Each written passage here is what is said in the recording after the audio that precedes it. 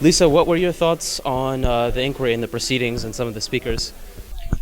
I found it very interesting, very informative. I'm a social worker who has worked in emergency services, primarily helping people in Oakland County, getting the utilities turned on, advocating for clients, dealing with DTE. I've seen clients that have bills for under $100, they're shut off, their reconnect fees are $500. Ridiculous. They're just playing on ignorance of people, playing on the fact that people don't know the system, and they're so held down that they're not going to stand up for themselves. It is illegal to deny someone if they have the ability to pay. It's illegal to not put the service in their name. Why do you think DTE isn't prosecuted? Because they are the powers that be, and they're connected with the powers that be, and it's all about the profit, and it's not about the little guy, and they're never going to be held responsible for the deaths of people or injuries or any of that. They've got their pockets are padded. My name is Princess Honeycutt, and I came for my friend Sylvia Young to represent her. And who is Sylvia? Sylvia is a victim of the Bangor Street Fire.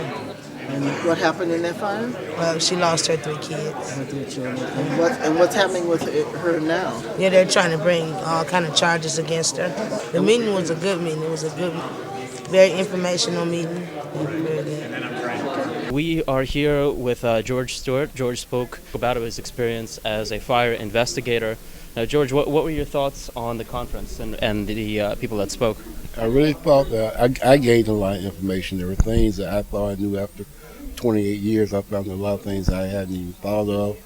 I enjoyed the comments of some of the lay people, some problems they see every day. The fact that you still have people who have shut off notices and are trying to work notice out, and Detroit Edison just refuses to.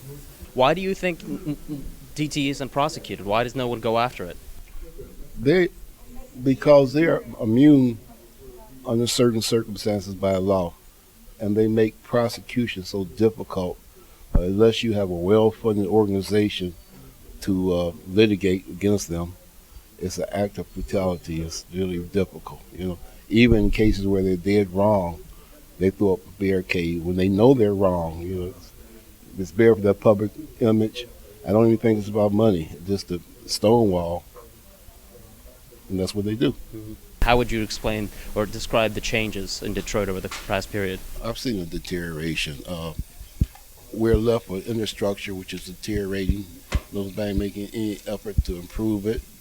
Everything from fire hydrants, which don't work, fire stations, which are undermanned, the enforcement of regulations against people who should be regulated is neglected. I work for DPS, Detroit Public Schools. I'm an auto service instructor.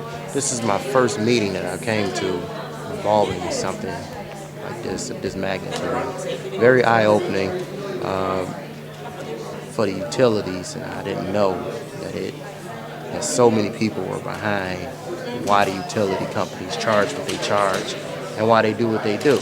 I must say it was quite eye-opening, and I also like the way that everything was broken down on how the city got built the way that it got built and how it's steadily declined and how it's pretty much become what it is today. Were you surprised by the level of profit that DTE makes? Oh, most definitely. And how many people had their hands in it, and how much support DTE gives to the political party Democrats. It's just very eye-opening.